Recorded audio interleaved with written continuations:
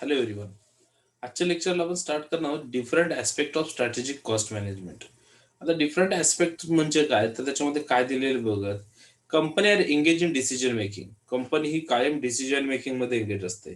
It has impact on long term competitive position of the organisation. It has impact on long term competitive position of the organisation. मग ऑर्गनायझेशन त्याच्यामुळे काय होतं की organisation वरती competitive पोझिशनच्या खूप सारे इम्पॅक्ट होत असतात. Okay, then strategy decision making requires lot of costing information. त्याच्यामुळे स्ट्रॅटेजी डिसिजन साठी काय लागतं, तर कंपनीला खूप साऱ्या कॉस्टिंग इन्फॉर्मेशनची गरज लागते. The objective of strategic cost management is to have competitive advantages. आणि हे स्ट्रॅटेजिक कॉस्ट मॅनेजमेंटचे मेन ऑब्जेक्टिव्ह काय आहे, तर अशा सिच्युएशनमध्ये किंवा अशा कंडिशन्समध्ये कंपनीला कॉम्पिटेटिव्ह ॲडव्हान्टेज मिळवून देणं. Then costing information about customers.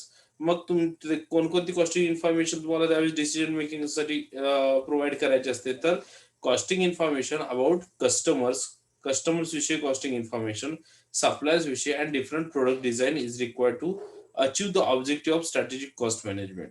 मग ह्या सगळ्या म्हणजे costing information about customer, suppliers and different product design is required to achieve the objective of strategic cost management. So strategic cost management achieve करण्यासाठी कोणकोणती information लागते? Costing information about customers, suppliers and different products designs. तर पुढे काय म्हटलंय, the objective of strategic cost management is to reduce cost, strengthen competitive position of the organization. The objective of strategic cost management is to reduce cost. म्हणजे cost कमी करून काय काय competitive position मध्ये पोझिशन ऑफ द ऑर्गनायझेशन, ऑर्गनायझेशनची competitive position जी आहे ती मेंटेन ठेवणं, हे काय आहे ऑब्जेक्टिव्ह आहे स्ट्रॅटेजिक कॉस्ट मॅनेजमेंटचं. Then knowledge of organisation and operational activities, value chain, life cycle costing, waste control, total quality management is essential for achievement of objective of strategic cost management. Strategic cost management अचीव करण्यासाठी कोणकोणत्या गोष्टी लागतात? तर knowledge of organization, organization विषयी knowledge लागतं. Then operational activities त्याच्याने include झाल्या पाहिजेत. Then value chain, life cycle costing, म्हणजे प्रोडक्ट किती वेळ चालणार आहे त्याचं कॉस्टिंग. देन वेस्ट कंट्रोल कसं केलं जाईल याचं costing. Then total quality management, आणि त्याच्यामध्ये काय तर टोटल क्वालिटी मॅनेजमेंट. या सगळ्या गोष्टी इसेन्शियल आहेत कशासाठी? Achievement of objective, strategic cost मॅनेजमेंटचा ऑब्जेक्टिव्ह अचीव्ह करण्यासाठी. आता काय म्हटलंय, व्हॅल्यू अनालिसिस. व्हॅल्यू अनालिसिस म्हणजे काय? तर value analysis is the outcome of the attitude of human mind. Value analysis म्हणजे काय, की ह्युमन माइंडचा एक ॲटिट्यूड आहे. It is an efficient problem solving system based on its philosophy. It is an organized creative approach which emphasizes efficient identification of unnecessary cost. That is the cost which provides neither quality nor use, nor life, nor appearance, nor customer satisfaction. It looks as the function of inquiring into the position possibility of performing same function more cheaply. It may mean completely redesigning the product or developing an entirely different item. This concept was first applied by Lawrence D. Miles of G in 1947. मग याच्यामध्ये काय म्हटलंय, एक example दिलं बघा value chain मध्ये, की प्रोडक्टची व्हॅल्यू कशा पद्धतीने ठरवली जाते. सपोज एखादा प्रोडक्ट आहे एक्स वाय झेड, सपोज हा मार्कर आहे. हा मार्कर आहे, तर मार्करची प्राइस मार्केटमध्ये तुम्ही ठेवलेत ₹20. ₹20 ठेवलेत. आता ₹20 मार्केटमध्ये प्राइस असताना सुद्धा तुमचा प्रोडक्ट काय करतोय, तर त्यांनी काय म्हटलंय, प्रोडक्टला तुमच्या लाईफ नाहीये, तुमच्या प्रोडक्टला क्वालिटी नाहीये, तुमचा प्रोडक्ट कस्टमरला सॅटिस्फॅक्शन देत नाहीये. सो म्हणजे तुम्ही ₹20 प्राइस ठेवून सुद्धा ते काही देत नाही. मग ह्याच्याने तुम्ही प्राइस जरी कमी केलं प्रोडक्टची, तरी तुमचा प्रोडक्ट कोणी घेणार नाहीये. कारण का, तर त्याला ज्या गोष्टी रिक्वायर्ड आहेत, ज्या गोष्टी गरज आहे, त्या गोष्टी तुम्ही त्याच्यात प्रोव्हाइडच करत नाही. म्हणजे ह्याच्यावरती प्राइस कमी जास्त करून काही इम्पॅक्ट होणार नाहीये. मग ह्याच्यावरती इम्पॅक्ट जर करायचं असेल तर काय करावं लागेल? एक तर तुम्हाला तुमचं प्रोडक्ट डेव्हलप करावं लागेल. अदरवाईज काय करायला तुम्हाला त्याच्या जागी पूर्णपणे नवीन प्रोडक्ट काय करावं लागेल ते प्रोड्यूस करावं लागेल. तर जाऊन तुमच्या प्रोडक्टला व्हॅल्यू मिळणार आहे. आलं लक्षात? मग प्रत्येक वेळेस प्राइस कमी जास्त करूनच प्रोडक्टला व्हॅल्यू मिळते असं काही नाहीये. The concept of first applied, मग ही कन्सेप्ट सगळ्यात पहिली कुणी अप्लाय केली? तर Lawrence D Miles of G in 1947. So 1947 ला लॉरेन्स डी माइल्स यांनी ही कन्सेप्ट अप्लाय केली. Then aspect of value analysis. Value अनालिसिसचे ऍस्पेक्ट कोणकोणते आहेत किंवा व्हॅल्यू अनालिसिस कशा पद्धतीने केलं जातं? तर 3 ऍस्पेक्ट्स आहेत. फर्स्ट वन आहे identify the function of product, की प्रोडक्टचं फंक्शन आयडेंटिफाय केलं पाहिजे, की तो प्रोडक्टला एक्झॅक्ट काय काम करतो प्रोडक्ट, प्रोडक्टची गरज कुठे आहे. Then establishment of monetary value of that function. So त्या फंक्शनला, त्या प्रोडक्टच्या फंक्शनला व्हॅल्यू मिळेल अशी काहीतरी काहीतरी अशा पद्धतीचे काहीतरी प्रोडक्शन एस्टॅब्लिश केलं पाहिजे, की ज्याच्यामुळे तुम्ही जे का प्रोडक्ट बनवणार आहात त्याला व्हॅल्यू मिळेल मार्केटमध्ये, त्याच्या फंक्शन्सला व्हॅल्यू मिळेल. Then third one provision of necessary function at lowest cost. आणि जे काही गरजेचे फंक्शन्स आहेत ते कमीत कमी खर्चामध्ये प्रोव्हाइड करणं. हे आहेत व्हॅल्यू अनालिसिसचे 3 aspects. Then there are 3 aspects of value analysis. First important consideration. The important consideration value analysis are. Value analysis मध्ये इम्पॉर्टंट कन्सिडरेशन कोणकोणते आहेत? फर्स्ट वन आहे find out what the customer wants. सगळ्यात पहिलं काय? तर कस्टमरला एक्झॅक्ट काय हवं आहे. Then second, give the customer what he wants. कस्टमरला ते द्या जे त्याला हवं आहे. Then design the product to satisfy customer wants. Product अशा पद्धतीने डिझाईन करा की ज्याच्यामुळे कस्टमर काय झाला पाहिजे, सॅटिस्फाय झाला पाहिजे. Then do it at least cost of resources. म्हणजे कमीत कमी कॉस्ट मध्ये काय म्हटलंय ते, कमीत कमी कॉस्ट मध्ये जास्तीत जास्त रिसोर्सेस तुम्ही यूज करा. सो हे काय म्हटलं, इम्पॉर्टंट कन्सिडरेशन. हे सगळे कन्सिडरेशन तुम्हाला व्हॅल्यू अनालिसिस मध्ये करणं गरजेचं आहे. Then questions is value analysis. Value analysis मध्ये कोणकोणते क्वेश्चन समोर येतात? तर फर्स्ट वन आहे व्हॉट इज इट. हे काय आहे. Then what does it do. हे काय काम करणार आहे. Then what does it cost. त्याची कॉस्ट किती असणार आहे. Then what else will do the job. आणि मग काय म्हटलंय next, what else will do the job. हे कशा पद्धतीने त्याचं काम करणार आहे. Then what does that cost. आणि ही एवढी कॉस्ट त्याची का आहे. ह्या गोष्टी तुम्हाला, हे क्वेश्चन्स व्हॅल्यू अनालिसिस मध्ये येतात. Then value analysis and value engineering. आता याच्यातला डिफरन्स काय आहे व्हॅल्यू अनालिसिस आणि व्हॅल्यू इंजिनिअरिंग? तर these techniques are develop in the mind mid 1940s. म्हणजे 1940च्या मध्यला हे 1940च्या दरम्यान ही जी टेक्निक्स आहे ते डेव्हलप झाले. When minimum cost and optimum use of material are essential. ज्या ठिकाणी काय म्हटलं, व्हेन मिनिमम कॉस्ट, कमीत कमी कॉस्ट मध्ये जास्तीत जास्त यूज ऑफ मटेरियल, जास्तीत जास्त मटेरियलचा यूज होणार होता. Essential for past post war recovery. म्हणजे ज्या वेळेला महायुद्ध झालं त्या महायुद्धातून बाहेर पडण्यासाठी कमीत कमी कॉस्ट मध्ये, कमीत कमी खर्चामध्ये जास्तीत जास्त मटेरियलचा यूज इसेन्शियल होता. त्यावेळेस ही कन्सेप्ट बाहेर आली. Then value engineering attacks cost. Value engineering कशावरती अटॅक करत होतं? Cost in design stage. So प्रोडक्टच्या डिझाईन स्टेजवरती व्हॅल्यू इंजिनिअरिंग अटॅक करतं. And value analysis attack cost in production stage. आणि व्हॅल्यू अनालिसिस कशावरती अटॅक करतं? तर प्रोडक्शन स्टेज, म्हणजे ज्यावेळेला प्रोडक्ट तुमचा तयार होणार असतो. Both the techniques have the same objective of cost reduction. दोघांचे कॉस्ट रिडक्शनचे ऑब्जेक्टिव्ह तेच आहेत. म्हणजे व्हॅल्यू इंजिनिअरिंग काय सांगतो, ज्या वेळेला प्रोडक्ट डिझाईन करा तर त्याच्यात कमीत कमी खर्चामध्ये ते कसे करता येतील. आणि व्हॅल्यू अनालिसिस काय सांगतो, की कमीत कमी खर्चामध्ये प्रोडक्शन कसं करता येईल. सो दोघांचेही ऑब्जेक्टिव्ह तेच आहे. Then actually value analysis is the parents discipline whereas value engineering is its of shoots.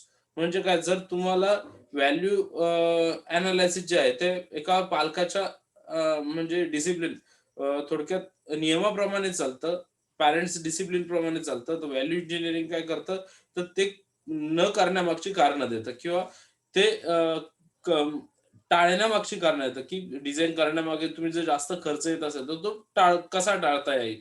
So हे तुम्हाला काय करतं, व्हॅल्यू इंजिनिअरिंग सांगतं. सो अशा पद्धतीने हे दोन्ही इम्पॅक्ट करतात. देन येतं steps in value analysis. Value अनालिसिसच्या कोणकोणत्या स्टेप्स आहेत? फर्स्ट वन आहे obtain and record the facts. त्याच्यानंतर second one speculation. Third one analysis. Fourth one develop new ideas. Fifth one conclusion and report. So first one obtain and record the facts म्हणजे काय? Securing the reliable data is the most difficult task. The data should not be hearsay or half truth. Care should be taken that only facts are collected. म्हणजे काय? सेक्युरिंग reliable data is the most difficult task. की जो काही related data आहे, reliable data जो आहे, त्याला secure करणं ही खूप मोठी टास्क आहे व्हॅल्यू अनालिसिस साठी. The data should not be hearsay और हाफ हाफ ट्रूथ. म्हणजे जो डाटा तुम्ही जमा केलेला आहे तो अर्धवट सत्य नसावा. म्हणजे जसं की आता आपण एक असं पकडून चालू की तुमच्या क्लासमध्ये खुलूद मुल्लाजी क्लासची टॉपर आहे. ओके. सो असं म्हणून जमणार नाही की खुलूद मुल्लाजी सगळ्या सब्जेक्ट मध्ये टॉपर आहे. हा, क्लासची टॉपर आहे, पण हे सत्य नाहीये की खुलूद मुल्लाजी सगळ्या सब्जेक्ट मध्ये टॉपर आहे. ती क्लासची जरी टॉपर असेल तरी ती कदाचित काही सब्जेक्ट मध्ये टॉप असेल, काही सब्जेक्ट मध्ये दुसरं कोणतरी असेल. म्हणजे हे काय झालं तर हाफ ट्रूथ झालं. सो अशा पद्धतीने the data should not be hearsay or half truth. Care should be taken that only facts are collected. म्हणजे काय की इथे फक्त ट्रूथ कलेक्ट करणं म्हणजे ज्या रियालिटीज आहेत तेच कलेक्ट करणं इथे गरजेचं आहे. केअर शुड बी टेकन, त्याची काळजी घेणं गरजेचं आहे. Then speculation. स्पेक्युलेशन मध्ये काय म्हटलंय? It is an brainstorming stage. It is a stage of positive thinking. Member of value analysis team suggest improvements and alternatives. All the thoughts are recorded for future testing. इथे तुम्हाला काय होतं? Brain storming म्हणजे तुमचं डोकं चालवण्याची तुम्हाला जास्त गरज आहे. It is stage of positive thinking. ही तुमची पॉझिटिव्ह थिंकिंगची स्टेज आहे स्पेक्युलेशन मध्ये. Member of value analysis team. Value analysis टीमचे जे मेंबर आहेत त्यांच्याकडून काय घेतलं जातं इथं? Suggest improvements and alternative. त्यांच्याकडून सजेशन्स आणि अल्टरनेटिव्हचं सजेशन घेतलं जातं.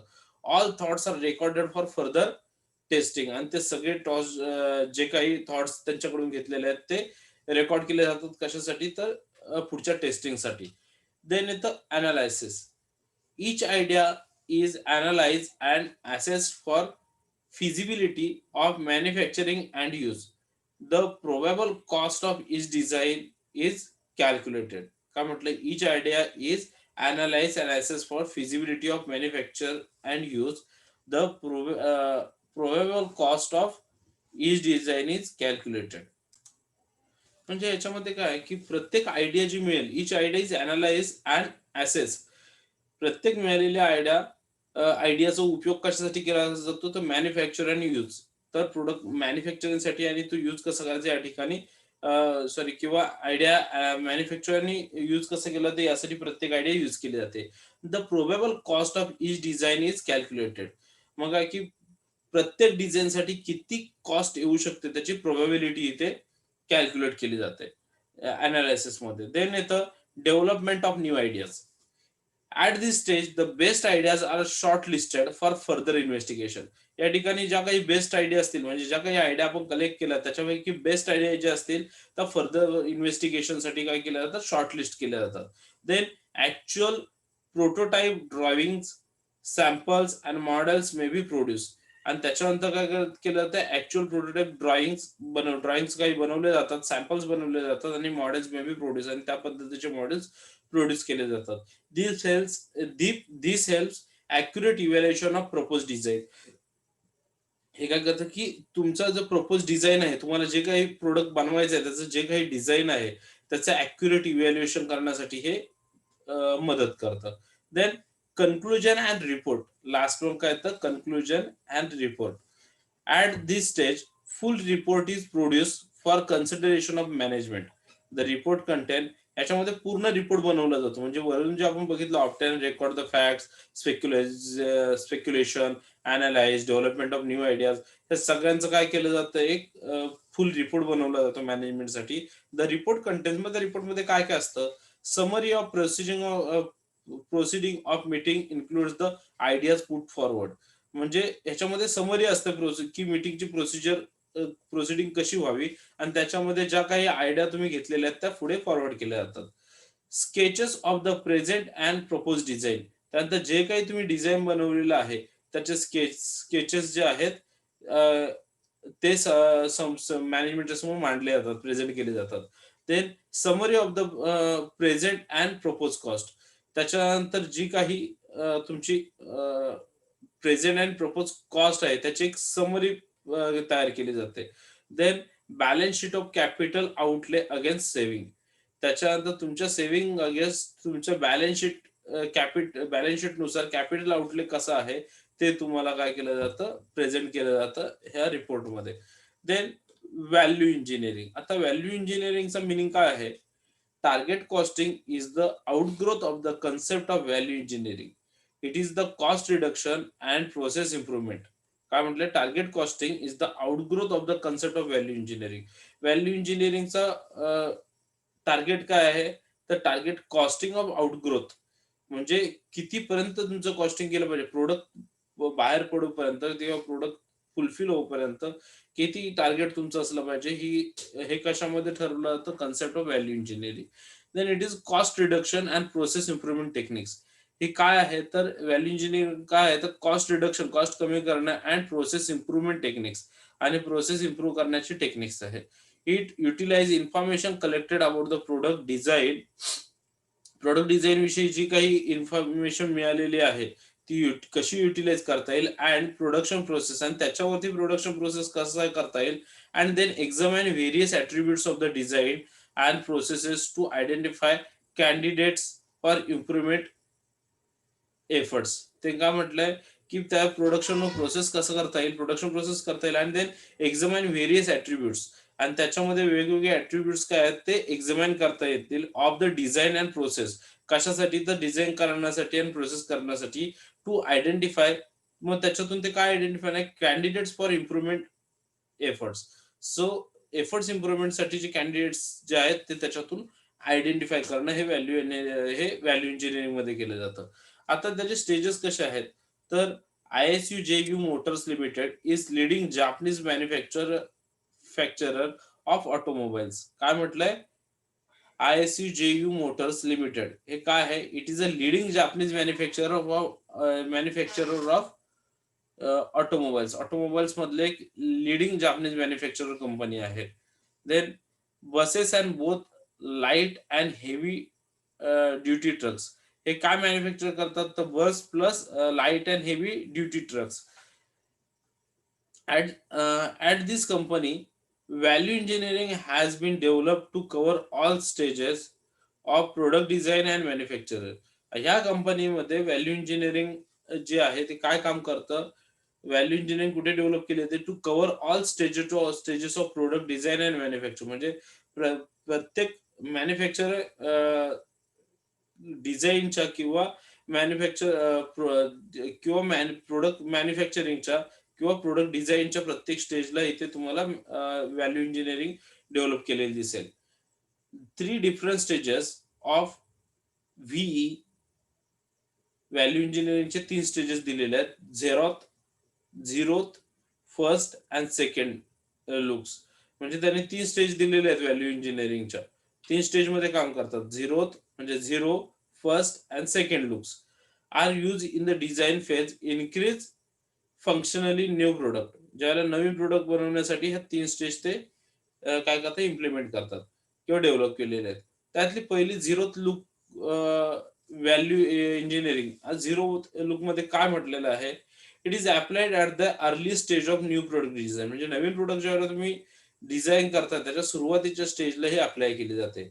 The concept proposal stage when the basic concept of the product development and its preliminary quality cost and investment targets are established. मग इथे काय काय ह्या कन्सेप्ट मध्ये काय काय पाहिलं जातं? when the basic concept of product is developed and its preliminary quality cost.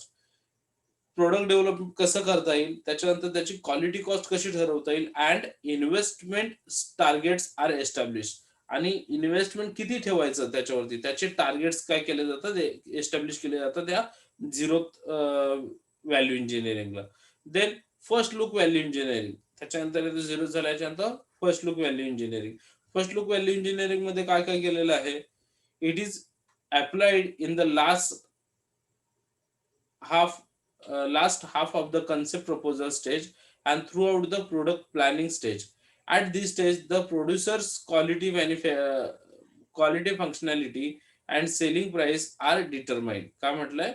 It is applied in the last half of the concept proposal stage and throughout the product planning stage.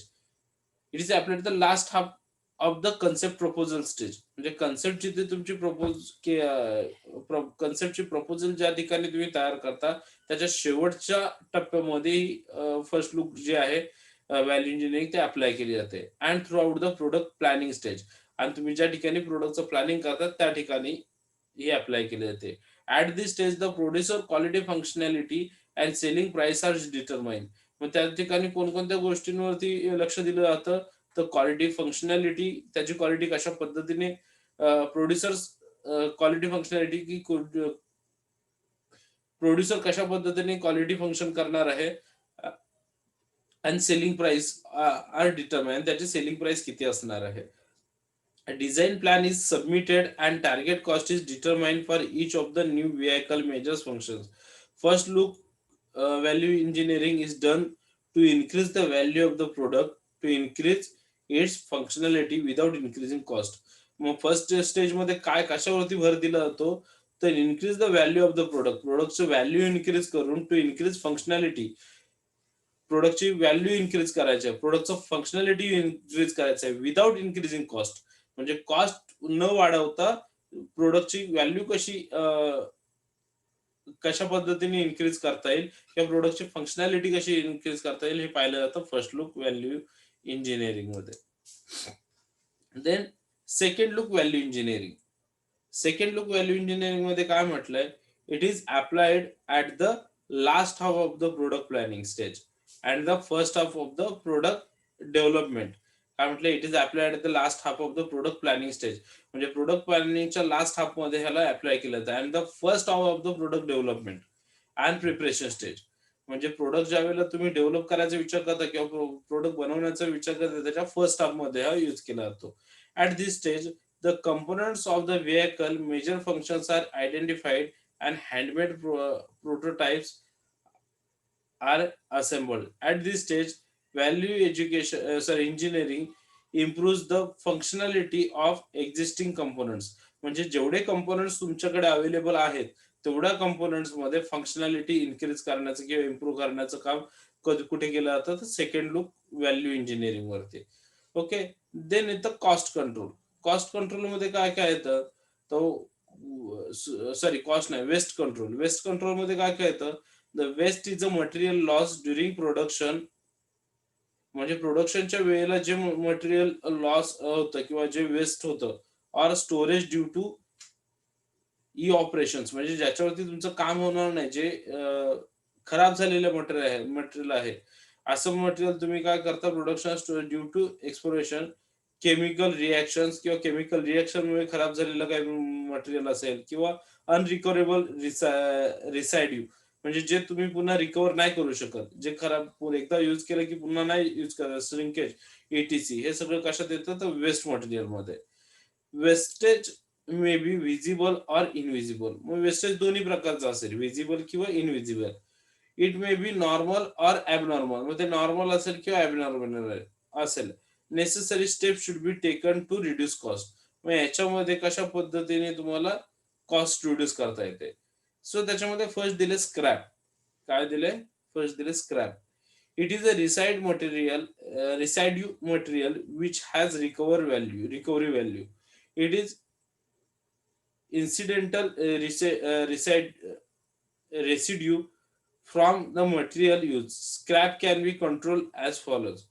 It is a residue material which has recovery value. म्हणजे जे recover होऊ शकतं त्याच्यातलं असं material. It is a incidental residue, म्हणजे इन्सिडेंटने ते फेकलं गेलंय किंवा काही वेस्ट मध्ये गेलंय फ्रॉम द मटेरियल किंवा यूज करणार मटेरियल मधून इन्सिडेंटली ते कुठेतरी गायब झालं किंवा कुठेतरी बाहेर फेकलं गेलं. सो असं व्हॅल्यू की जे recover. Scrap can be control as follow. मग त्याला स्क्रॅप कशा पद्धतीने कंट्रोल करतं? Selective right material and equipment. त्याच्यामधलं चांगलं मटेरियल कुठलं आहे आणि इक्विपमेंट कोणते आहेत ते सिलेक्ट करून. Then material specification at design stage. त्याच्यानंतर ते मटेरियल डिझाईन स्टेजला कुठे वापरता येईल, material specification. Then selection of right type of personnel.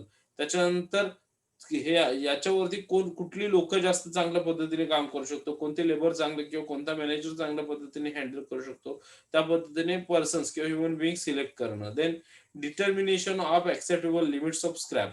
त्याच्यानंतर कमीत कमी स्क्रॅप करून किंवा limits of scrap, acceptable limits of scrap, त्यातले किती स्क्रॅप तुम्हाला ऍक्सेप्ट करता येतं हे डिटरमाइन करते सॉरी केलं जातं स्क्रॅपमध्ये. Then reporting the source of waste.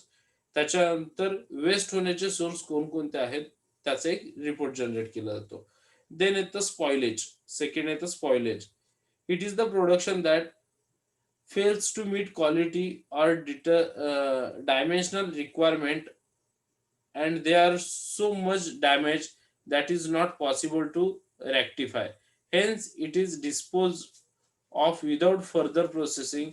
It can be controlled by the following ways. म्हणजे असे मटेरियल, स्पॉइलेज म्हणजे असं मटेरियल की जे खूप जास्त डॅमेज झालंय किंवा ज्याच्यामुळे क्वालिटी खराब होऊ शकते. सो अशा पद्धतीचं जे मटेरियल आहे जे फेकून दिलं जातं, डिस्पोज केलं जातं विदाउट फर्दर प्रोसेसिंग, की त्याच्यावर कोणतीही प्रोसेस न करता. सो अशा पद्धतीचं याला म्हटलं जातं स्पॉइलेज. मग त्याला कसं कंट्रोल केलं जातं, तर प्री डिटरमाइंड स्टँडर्ड्स. काय म्हटलं first one, pre determined standards. So त्याचं काय केलं जातं, तर त्याचा आधीच तुम्ही स्टँडर्ड ठरवलं पाहिजे की ते कोणत्या पद्धतीने, म्हणजे ज्यावेळेला खरेदी करताना किंवा हे करताना की हे युजफुल ठरणार आहे की नाही. मग अशा वेळेस काय होतं की जर ते युजफुल असेल किंवा चांगल्या पद्धतीचं असेल तरच ते तुम्ही युज करू शकता. अदरवाईज त्याच्यामुळे प्री डिटरमाइंड स्टँडर्ड की त्याचं घेण्याच्या आधी त्याचं स्टँडर्ड चेक करणं. Then fixation and of individual responsibility. त्याच्यात प्रत्येकाची रिस्पॉन्सिबिलिटी त्याला फिक्स करून द्या. त्याच्यामुळे काय होईल की त्या त्या ठिकाणी म्हणजे प्रत्येक, सपोज मी आता तुम्हाला क्लासमध्ये असं सांगितलं की मला आपल्या क्लासला रँक, म्हणजे आपल्या क्लासमधला एकही मुलगा फेल नाही झाला पाहिजे. ओके. मग त्यासाठी मी काय केलं, तर प्रत्येकाला प्रत्येकाची जबाबदारी दिली की जर तू फेल झालास तर बाबा असं असं होईल, असं प्रत्येकाला त्याचं त्याचं एक काम वाटून दिलं आणि त्याच्यावरती प्रत्येकावरती मी काहीतरी माझे रूल्स रेग्युलेशन जे होते ते लादले आणि म्हटलं आता तुम्ही पास व्हायला पाहिजे. आता काय झालंय की प्रत्येकाला हे माहिती आहे, मी जर ते केलं नाही तर त्याची पनिशमेंट कोणाला होणार आहे, मला इंडिव्हिज्युअल होणार आहे. मग त्यावेळेस प्रत्येक जण काय करणार, त्याची फुल क्वालिटी जी आहे ती जास्तीत जास्त क्वालिटी देण्याचा प्रयत्न करणार, तो त्याच्यावरती जास्त विचार करेल. त्याच्यामुळे fixation of individual responsibility. So individual responsibility fix करून दिली की त्याची रिस्पॉन्सिबिलिटी त्याला त्याला कळेल. Then systematic reporting of spoilage. त्याच्यानंतर जे काही स्पॉइल होतंय किंवा जो काही असा वेस्टेज जाते मटेरियल, त्याचा सिस्टमॅटिक रिपोर्ट बनवला पाहिजे. तेव्हा कळेल की एक्झॅक्ट का असं होतंय किंवा त्याच्या मागचे रिझन जे आहेत ते पुढे येतील. सो अशा पद्धतीने त्याच्यावर तुम्ही कंट्रोल करू शकताय. देन येतं डिफेक्टिव्ह. नेक्स्ट येतं defective. It is a part of production that does not meet quality specifications of product, but it can be reworked by additional application of material, labor and processing so that it can be made sellable. It can be caused by, काय म्हटलं, it is a part of production that does not meet quality specification of a product but it can be rework. म्हणजे असं material की ज्याला quality specific quality specification नाही आहेत, म्हणजे त्याच्यात क्वालिटी नाही आहे ऑफ अ प्रोडक्ट, पण ते काय त्याच्यावरती तुम्ही रिवर्क करू शकताय by additional application of material, labour and processing. म्हणजे त्याच्यावरती ऍडिशनल मटेरियल त्याच्यात वापरून किंवा ऍडिशनल लेबर वापरून किंवा त्याच्यावरती ऍडिशनल प्रोसेस करून त्याला तुम्ही व्यवस्थित बनवू शकताय, सेल करण्यालायक बनवू शकताय. So it can be cause by. मग अशा ह्याची कारणं काय असतात, तर poor quality of material. So म्हणजे खराब क्वालिटीचं मटेरियल तुम्ही जर यूज केलात तर अशा प्रॉब्लेम्स येतात. Then lack of skill or training. So skill worker जर तुमच्याकडे नसतील, लेबर, तर प्रोडक्शन करण्याचे लेबर व्यवस्थित नसतील, त्यांना जर प्रॉपर ट्रेनिंग दिलं गेलं नसेल तरी हे होऊ शकतं. Then inadequate supervision. जर त्याच्यावरती प्रॉपर सुपरविजन झालं नाही जर प्रोडक्ट बनवताना, तरी सुद्धा हा प्रॉब्लेम येऊ शकतो. Then improper tooling and equipment. जर त्याच्यासाठी लागणारे इक्विपमेंट किंवा टूल्स जर प्रॉपर यूज झाले नाहीयेत, इनप्रॉपर टूल्स किंवा मटेरियल जर यूज केलेत, तरी सुद्धा तुमच्या प्रोडक्टची क्वालिटी किंवा तो प्रोडक्ट खराब होण्याची शक्यता असतात. Then deficiencies in production design. Production design करताना जर त्याच्यात काही प्रॉब्लेम्स असतील, काही एरर्स असतील, तर त्याचा सुद्धा इम्पॅक्ट त्याच्यावरती पडतो. Then inadequate inspection. हा ऑलरेडी तुमचं जे काही प्रोडक्ट बनवलेलं आहे, त्याचं जर क्वालिटी कंट्रोल चेकिंग झालं नाही किंवा त्याचं प्रॉपर इन्स्पेक्शन झालं नाही, तरी सुद्धा हे प्रॉब्लेम येण्याचे चान्सेस असतात. For controlling defective proper evaluation performance is required. Fixation of proper standard also can control defective. म्हणजे एक प्रॉपर स्टँडर्ड फिक्स करणं किंवा proper evaluation of performance is required किंवा त्या प्रोडक्टचं प्रॉपर इव्हॅल्युएशन केलं तरी सुद्धा काय होऊ शकतं की डिफेक्टिव्ह वरती कंट्रोल येऊ शकतो. सो या ठिकाणी आपण आता इथे थांबूयात. पुढच्या लेक्चरला आपण पुढचा टेक्निक्स ऑफ वेस्ट रिडक्शन जे आहे ते पाहूयात.